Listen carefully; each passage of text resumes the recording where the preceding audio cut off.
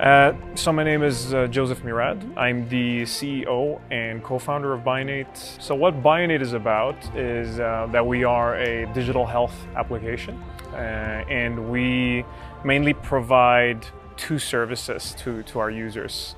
We have something called a symptom checker, and we also have online consultations with doctors.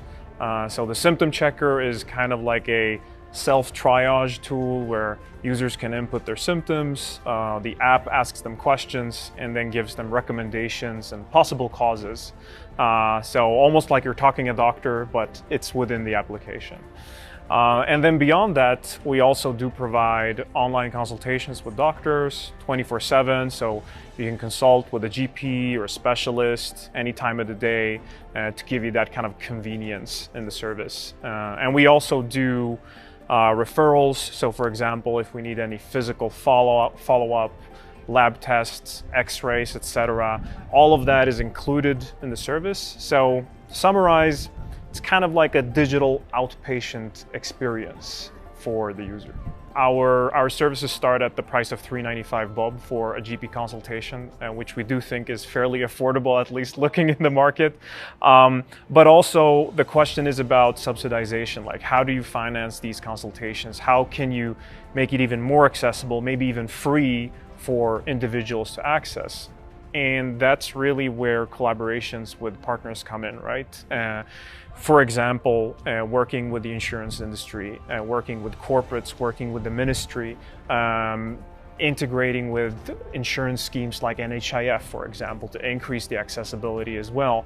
The potential in Kenya, East Africa, and the African region overall, I think, are kind of limitless, because the opportunity you have is very unique, because a lot of the technology, let's say, that has been developed in other countries, let's take, for example, Sweden, where we've developed the technology, is you're seeing countries like Kenya leaping over generations of development. So for example, with M-Pesa and mobile payment, that didn't exist in Europe, but it was here in Kenya before. And the reason for that was because you needed to find out a payment infrastructure that worked for everyone.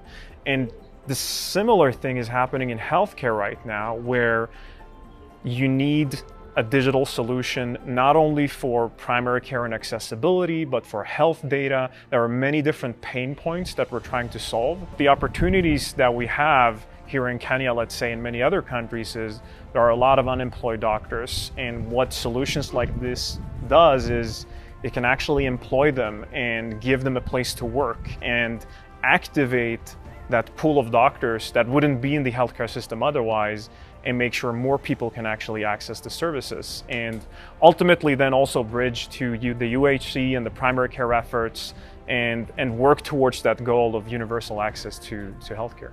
Partnership building is key in any business that you work in, and especially in the healthcare sector. You can never either create something or do something all alone. That's not going to work. And especially in the healthcare sector, where you need to look at financing and subsidization and other areas. And often you also do find that partners are very keen on doing something together with you, as long as you do provide a solution that addresses their pain points, but also is scalable. So I would definitely say that the partnerships we've built so far, both public and private, have been very successful, and also one of the keys to our growth in the Kenyan market. The East African Health Expo is a great opportunity to meet the right players, partners, build the right partnerships as well, and meeting the stakeholders that will facilitate your journey and your growth, and make sure you succeed and achieve the goals that you've ultimately set for your company. So it's a great opportunity to interact, meet, and I would definitely recommend attending the event.